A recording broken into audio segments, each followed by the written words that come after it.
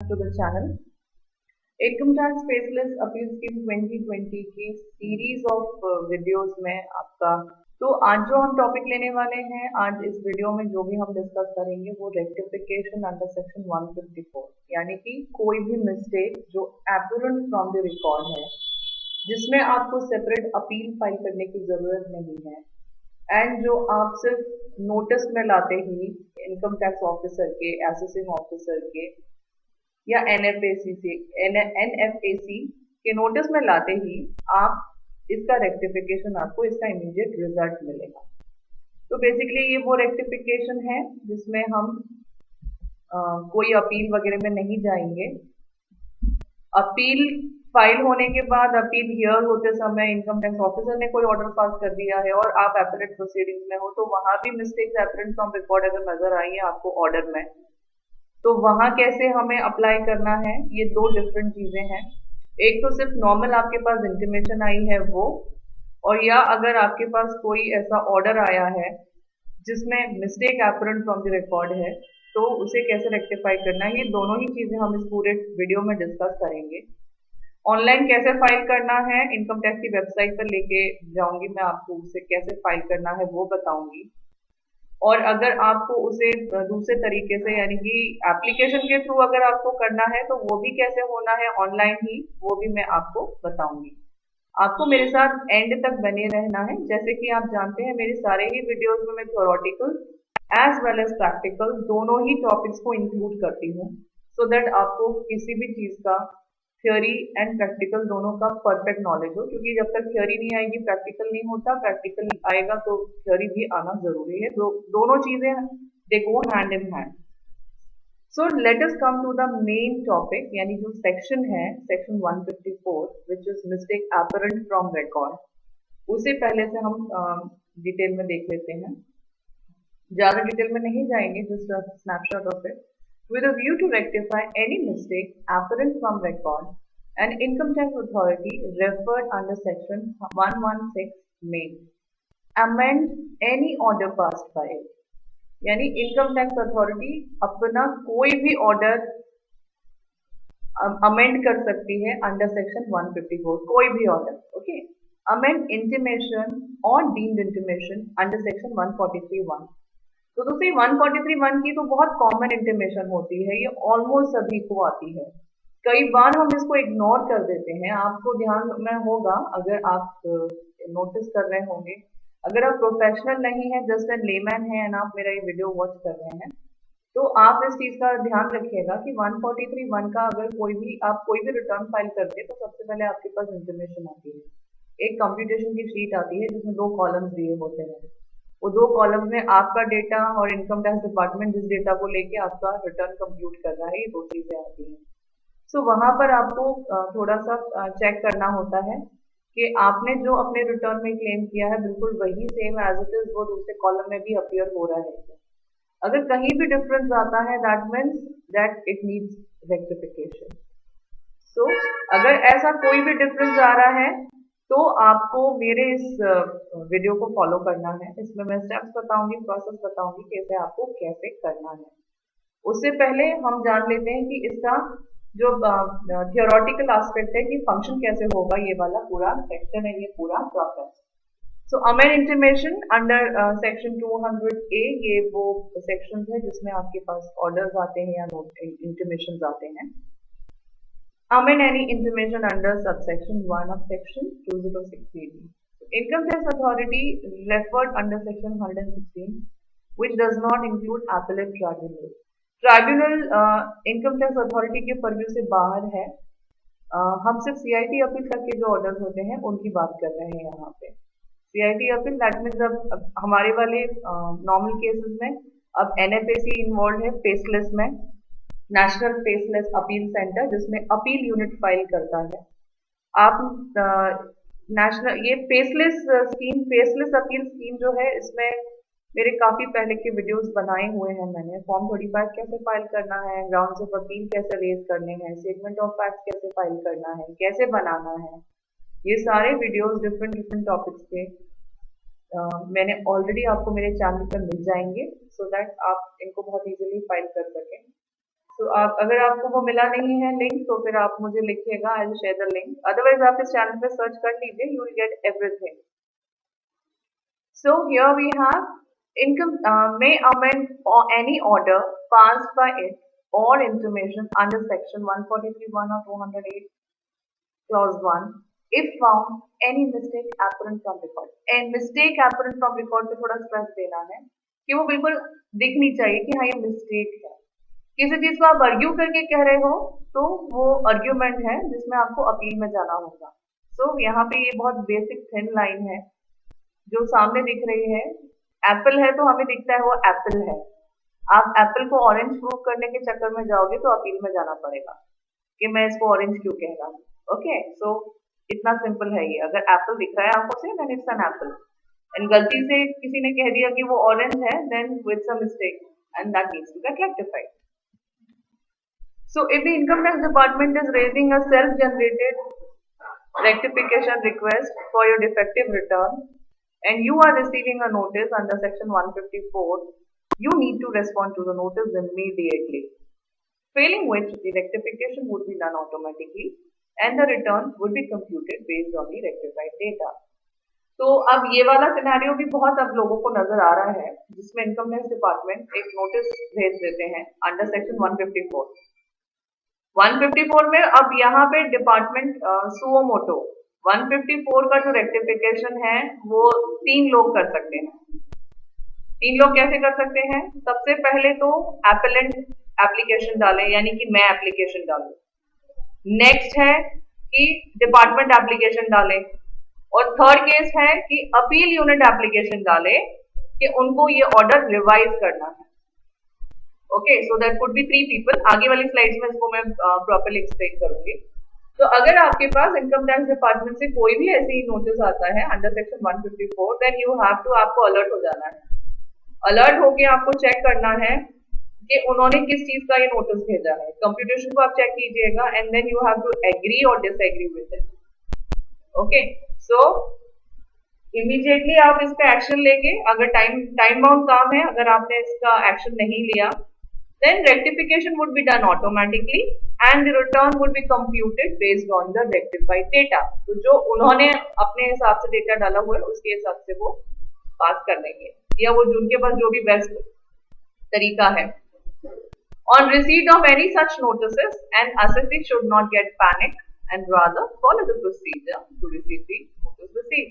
मैं अपने हर वीडियो में ये कहती हूँ, कोई भी नोटिस आए घबराने की कोई जरूरत नहीं है. क्यों? क्योंकि नोटिस का जवाब देना होता है, एंड जवाब आप घबराओगे तो कैसे दे पाओगे. So you have to be very cautious. Notice आए, बी अलर्ट. सो यहाँ पे in some cases it may so happen that an order containing mistakes is passed by the assessing officer, जो हम अभी डिस्कस कर रहे थे.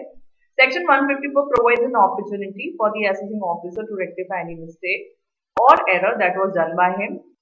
अगर उसने किया है तो वो आपको नोटिस भेज ही रहा है. It allows the officer to correct mistakes done by him. Yes. It also provides relief to the taxpayer from tedious process of getting his accounts assessed.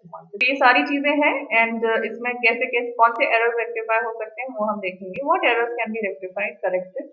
तो an error of fact, ये वाले errors हम correct कर सकते हैं. Arithmetical mistake, ये बहुत common error है, पहले बहुत होता था, अब तो इलेक्ट्रॉनिफाई हो गया है सब कुछ. सो ये नहीं होगा ऐसा तो नहीं कह सकते, but of course quite possibility के डेटा एंट्रिंग जो है एट मैनुअल लेवल या समवॉट लाइक दैट तो हो सकता है. क्लेरिकल एरर है, सेक्शंस कुछ गलत हो गए हैं, तो उसमें भी आप डाल सकते हो, उसमें भी ये सिचुएशन अराइज हो सकती है. And error due to overlooking compulsory provisions of law, तो ये एरर है कि कोई लॉ अप्लाई होना था एंड वो अप्लाई नहीं हुआ. तो ये सारी चीजें हैं, और उसके एग्जाम्पल्स भी मैं आपको दे देती हूँ. जैसे कि टैक्स क्रेडिट में मिसमैच हो गया, आपको क्लेम नहीं दिया, आपने क्लेम मांगा वो नहीं मिल पाया, एडवांस टैक्स का मिसमैच हो गया, आपने जेंडर इनकरेक्टली मेंशन किया तो उसमें प्रॉब्लम हो गया, एज इनकरेक्ट मेंशन तो हो नहीं सकती है बिकॉज पैन का डेटा कैलकुलेट होता है, पहले ये भी होता था.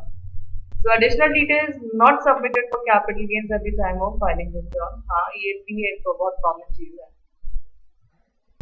So order does not necessarily means original order. It could be amended order and rectified order. तो यहाँ जो मैं आपको दो चीज बता रही थी कि एक तो हम खुद ऑनलाइन जाके फाइल कर सकते हैं, दूसरा जो है अगर आप किसी अपील में हैं तो अगर असेसमेंट ऑर्डर पास हुआ है आपका, तो असेसमेंट ऑर्डर में अगर कोई गलती है तो आप उसे अपील यूनिट से या in the course of assessment proceedings आपको कुछ लगता है तो तब आप एनएफएसी को अप्लाई कर सकते हैं। Obvious mistake of law can not be rectified. हाँ, जैसे मैंने अभी आपको एक्सप्लेन किया, एप्पल ही होना चाहिए। So obvious mistakes of law can not be rectified under section. Only mistake apparent from record can be rectified. कई बार ऐसा भी होता है कि कोई एक सेट केस है हमारे केस में और वो पहले से ही हमारे पास उसकी जुडिशियल वो चल रही है कि हमारा केस ऑलरेडी किसी पॉइंट पे फेवरेबल डिसाइड हो गया, तो उस वाले पॉइंट को भी हम हमारे सेक्शन 154 के रेक्टिफिकेशन में रेज कर सकते हैं। जैसे कि कोई बिजनेस एक्सपेंडिचर था वो हमें अलाउड था एंड वो फिर से इस बार आ गया एंड वही सेम बिल्कुल आइडेंटिकल पॉइंट है, तो हम उसमें भी रेक्टिफिकेशन अंडर सेक्शन 154 इन्वोक कर सकते हैं कि हमारे ही केस में ये फेवरेबल हमारे पक्ष में डिसाइड हुआ है, सो आप इसे भी अलाउ कीजिए। एंड आई एम श्योर वो इसमें भी अलाउ करेंगे। नहीं अलाउ करेंगे then we have the next option of going into appeal. And appeal में तो वो 100% अलाउ हो जाएगा because it is a covered matter. Records में show that there has been an error and that error may be rectified.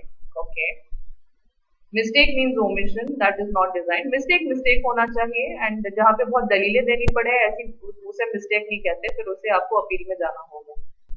एक इस वाली slide में आपको ध्यान देना है, जो मैंने पॉइंट्स मेंशन किए हैं कि आपको इनका ध्यान देना है। आप कोई न्यू डिडक्शन क्लेम नहीं करेंगे, कोई न्यू एग्जम्पशन क्लेम नहीं करेंगे जब आप रेक्टिफिकेशन के लिए अप्लाई करोगे। Rectification means mistake apparent on the record. Record में नहीं है, ऑन द रिकॉर्ड नहीं है, तो वो 154 के दायरे में नहीं आएगी। Then there are other ways of doing it. कोई क्वेरी हो मुझे कमेंट्स में पूछेगा जरूर। अगर आपको लग रहा है कि 154 में हो सकता है क्या, नहीं हो सकता है क्या, और आप कंफ्यूज हो, वैसे तो मेरा ये वीडियो इतना डिटेल्ड है एंड मैंने इसमें जो थ्योरी भी ली है उसमें आई डोंट थिंक आपको कोई दिक्कत आने वाली है। जस्ट टू आइडेंटिफाई कि ये मिस्टेक एपरेंट फ्रॉम रिकॉर्ड है and is to be rectified under section 154 या इसको अलग तरीके से परस्यू करना चाहिए। No order shall be passed under this section without giving an opportunity of being heard which increases the assessment और reduce refund. It's a very established principle कि अगर कोई भी आप ऑर्डर ऐसा पास कर रहे हो जिससे एनहांसमेंट होता है डिमांड का या रिड्यूस होती है आपकी रिफंड, तो उसमें आप हमेशा एक अपॉर्चुनिटी दोगे एसएससी को सो दैट वो अपना पक्ष रख सके कि आपको ये क्यों नहीं करना चाहिए। तो इसीलिए कहते हैं कि जब भी कोई इंफॉर्मेशन आपके पास आए उसे आपको ध्यान से देखना है, क्योंकि वही है अपॉर्चुनिटी जो आपको खटखटा रही है कि कृपया आप इसे पढ़ें, इसे समझें और इसका जवाब हमें दें। और अगर आप तब नहीं दोगे तो फिर आप कुछ नहीं कह सकते डिपार्टमेंट से, आपने हमारे साथ नाइंसाफी की। सो नोटिस आए, बी अलर्ट, अपने प्रोफेशनल को भेजिए। एंड अगर आप मेरा वीडियो देख रहे हैं देन मुझे लगता है आप सक्षम हैं, आप खुद ही मेरे वीडियोस को देखकर नोटिस का रिप्लाई कैसे देना है वो भी सारे वीडियोस आपको मेरे चैनल पर मिल जाएंगे।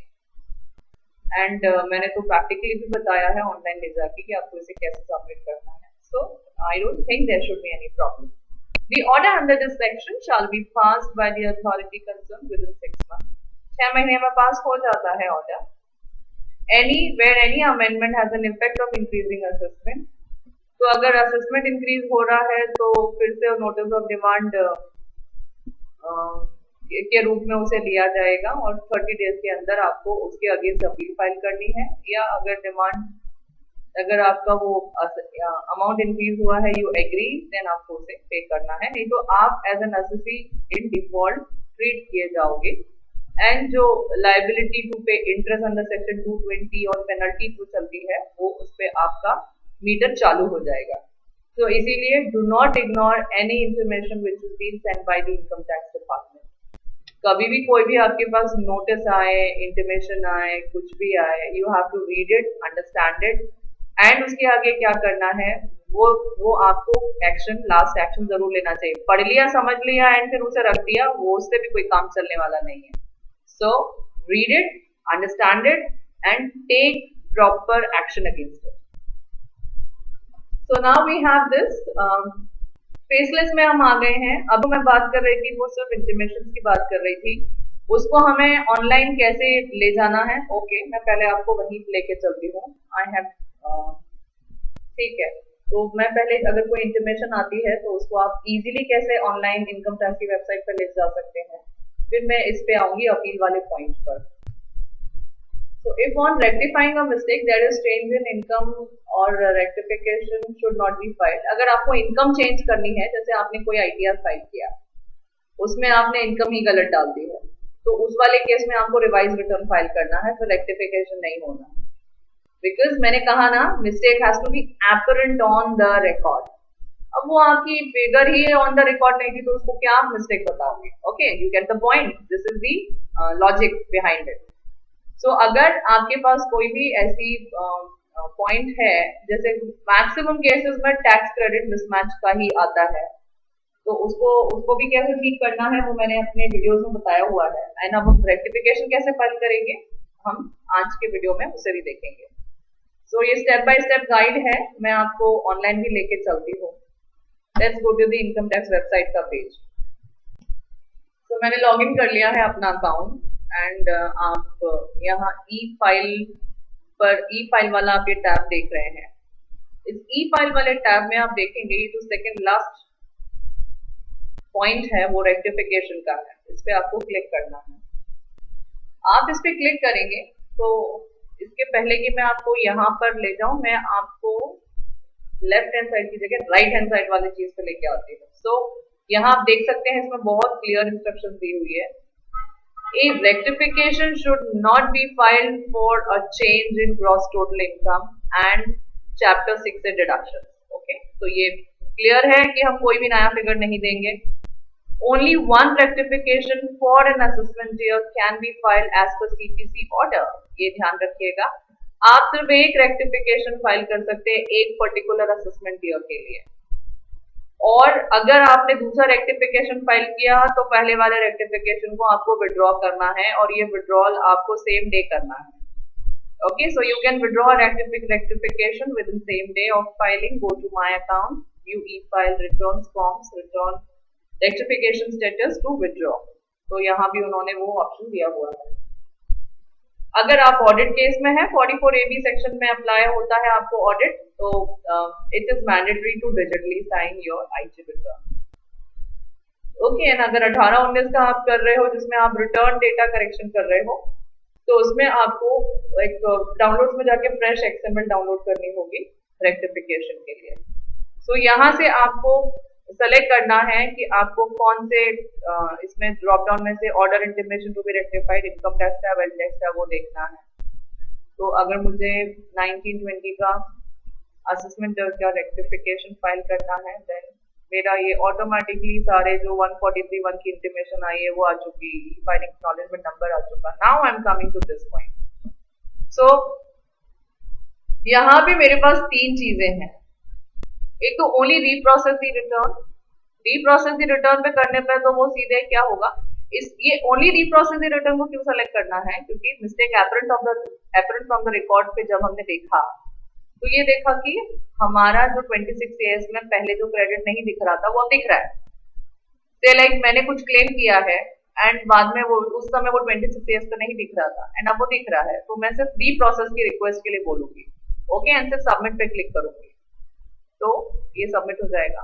एंड रिटर्न डेटा करेक्शन जो है, मैं इसमें XML अपलोड होगी, तो आपको ध्यान रखना है। मैंने कंटिन्यू पे क्लिक किया है। Yes, this screen is important. Continue पे क्लिक करने के बाद आपको यहाँ पे रेक्टिफिकेशन का रीजन सेलेक्ट करना है। So tax payment and had not match as per CPC order. CPC order ने जो टैक्स पेमेंट कंसिडर किए हैं वो मैच नहीं हो रहे हैं। ये मेरा एक पहला पॉइंट है, ठीक है। Income chargeable under the head business, दो ये हो गए, हैज बीन रॉन्गली कंसिडर्ड, ये मेरे लिए एप्लीकेबल नहीं है।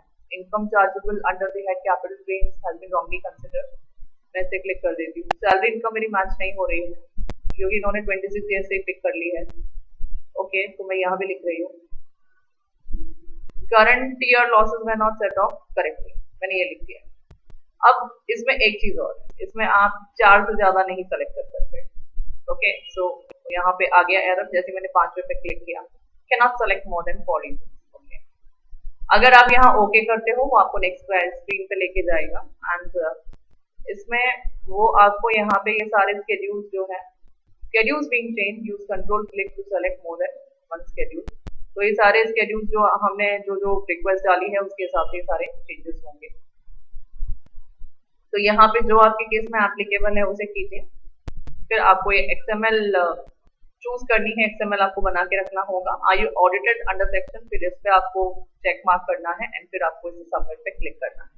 अगर आप ऑडिट केस में आते हो तो आपको इसे डिजिटली साइन करना है एंड ये आगे का प्रोसेस है जो आपको करना होगा। Very simple. अब मैं इसमें बैक पे चली जाती हूँ so that I can take you to the third option. Third option में अगर आप 234C में फॉल आउट होते हैं देन आप 234C का एडिशनल इंफॉर्मेशन अगर आपको देनी है और 234C आप दे सकते हैं एंड सबमिट कर दीजिए। सो ये हमारा एक रेक्टिफिकेशन का रिक्वेस्ट अपलोड हो जाएगा। नॉर्मली हम ये रिटर्न डेटा करेक्शन की एप्लीकेशन बहुत लगाते हैं and only reprocess the return as the case में भी इन एप्लीकेशन को लगाते हैं। इसे आप सबमिट कर दीजिए एंड फिर उसके बाद जब आप फिर से इसे आप अगर इसे सबमिट कर देंगे तो इसी वाले टैब में आपको व्यू होने लग जाएगा। Okay, so let's go back. ये कितना सिंपल था। हाँ, when you are doing the process it may be consuming, तो कहीं भी कोई दिक्कत आती है then let me know. So we are here on the back to the slide. तो ये हम 143(1) की इंटीमेशन थी और मिस्टेक एपरेंट जो हमने देख लिया, ये उसके बारे में है।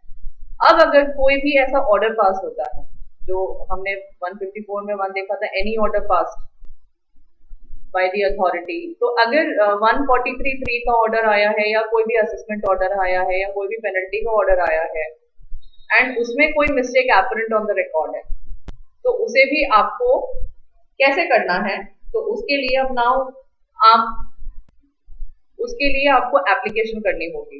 बिकॉज आपने जैसे मैं अभी आपको ऑनलाइन ले गई थी तो वहां पे आपके 143 के ऑर्डर के लिए कहीं भी कोई रेफरेंस नहीं था।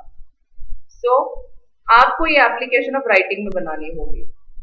तो राइटिंग में बना के इसे आपको कैसे करना है हम यही देखेंगे। आपको मेरे साथ बने रहना है। अगर चैनल को अभी तक आपने सब्सक्राइब नहीं किया है तो प्लीज कर लीजिए। Faceless is going to be the most happening thing आगे एंड इसमें बहुत सारी क्वेरीज भी हो सकती हैं आपको। तो अगर गाइडेंस मिल जाता है बाय वे ऑफ वीडियो तो आई थिंक आपको उसे एक्सरसाइज कर लेना चाहिए। सो सीरीज ऑफ वीडियोस है मेरी फेसलेस के ऊपर, चैनल को सब्सक्राइब कीजिए सो दैट इमीडिएटली आपको पहला मेल बॉक्स में ही आ जाए। बेल नोटिफिकेशन को जरूर क्लिक कीजिएगा so that you get the latest updates. So coming back to the topic, the provisions of section 154 and section 155 of the act shall apply to the order passed in accordance with the said scheme, subject to the following exceptions, modifications and adaptations, namely. So ये हम faceless appeal scheme की बात कर रहे हैं 2020 की। With a view to rectifying any mistake apparent from the record, the National Faceless Appeal Center (NFAC) may amend any order passed by it by an order to be passed in writing. अब NFAC जो है ये हमारे सारी appeals को देखती है। So basically जो भी असेसमेंट ऑर्डर पास हुआ है, पेनल्टी ऑर्डर पास हुआ है या कोई भी ऑर्डर पास हुआ है, अगर उसमें कोई भी mistake apparent, mistake could be anywhere, क्योंकि क्लरिकल मिस्टेक जहां इंसान है वहां मिस्टेक है। तो मिस्टेक अगर बिल्कुल एपरेंट ऑन द रिकॉर्ड है तो उसमें अपील पे अगर नहीं जाना है तो आप सीधे 154 को हिट करके आप अपना काम करवा सकते हैं। तो हम उसी को अभी ये जो नेक्स्ट वाला जो हमारा पड़ाव है वीडियो में जो चल रहा है उसमें हम इसी चीज को डिस्कस करेंगे। So we are back here, an application for rectification of mistake can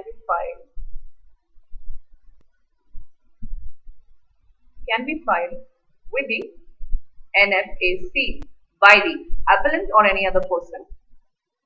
Appellant या तो वो खुद ही या कोई और मतलब उसका authorized representative, legal hire, whosoever.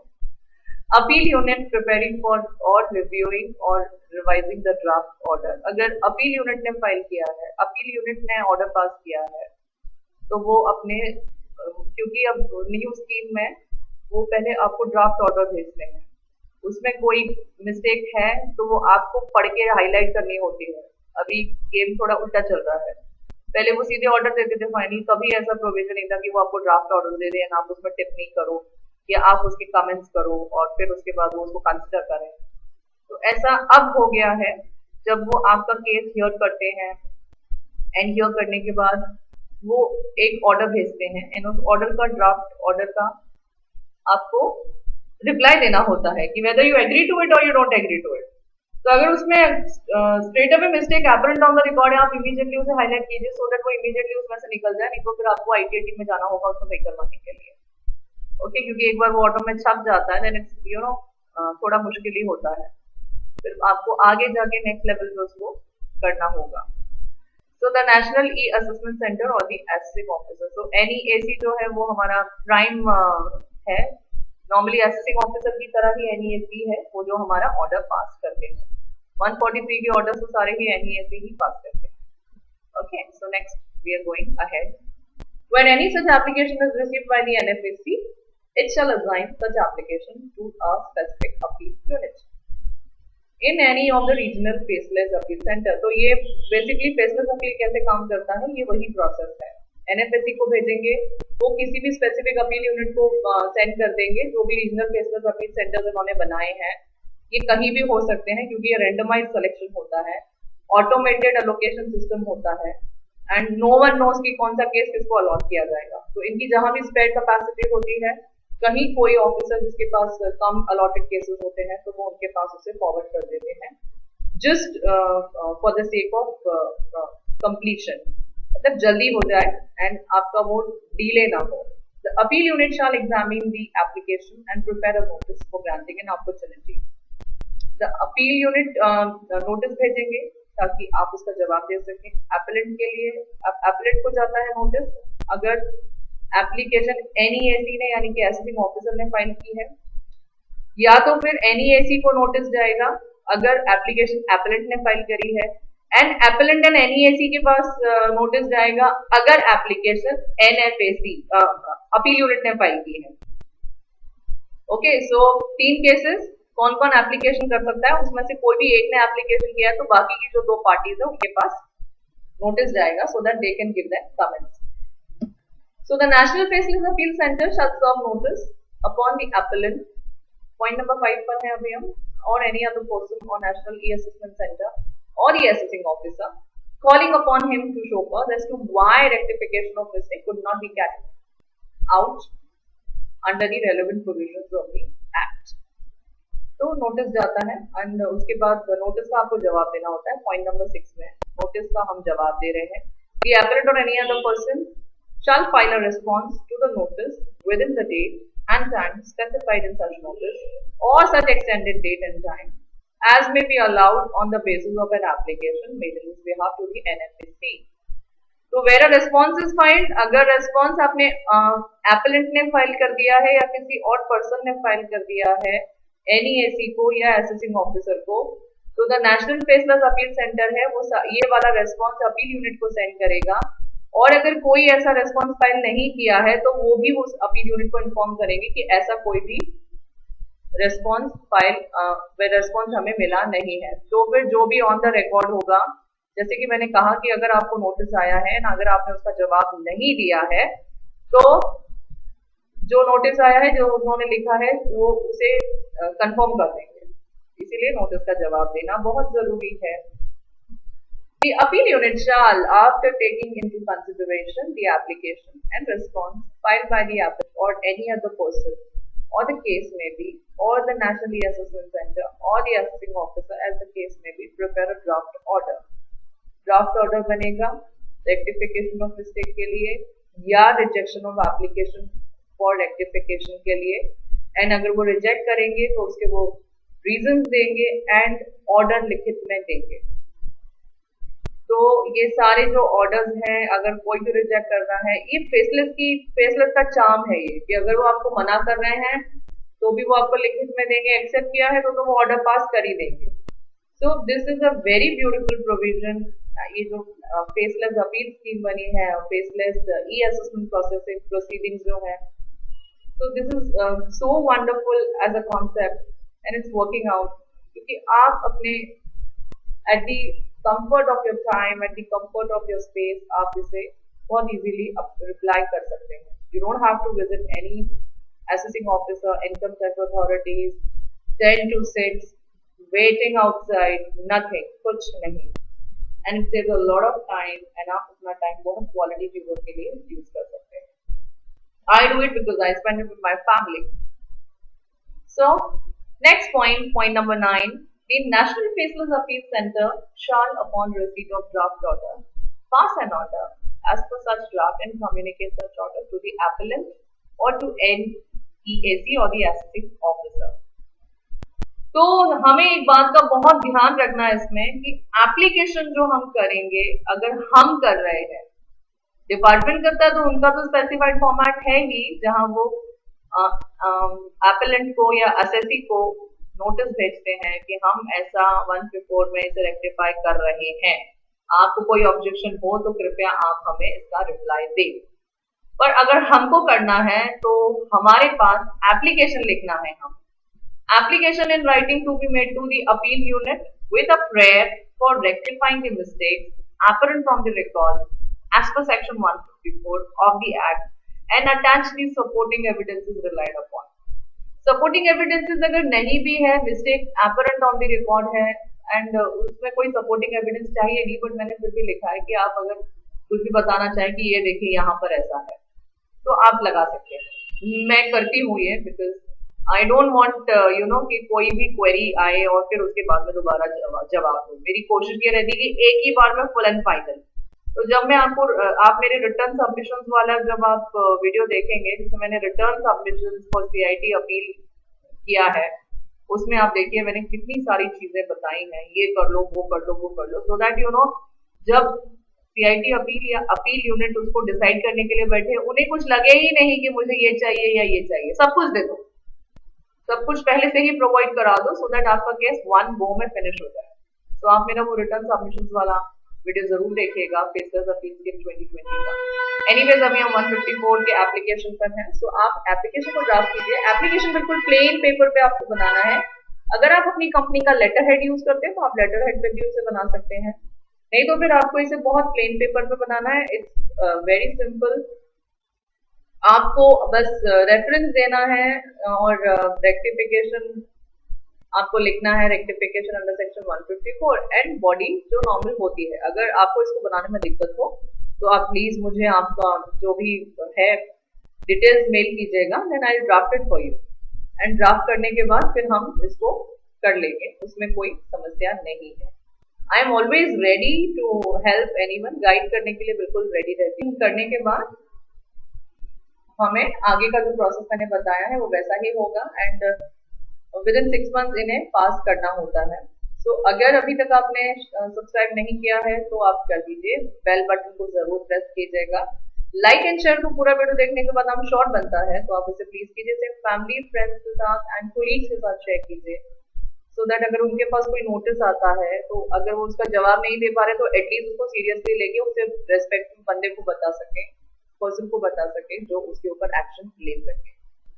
तो मिलते हैं अपने नेक्स्ट वीडियो में, तब तक सेफ रहिए, सुरक्षित रहिए एंड अपने सारे नोटिस को, इनकम टैक्स से मिले हो या कोई भी डिपार्टमेंट से नोटिस मिले हो, उनका प्रॉपर ध्यान रखिए उस पर।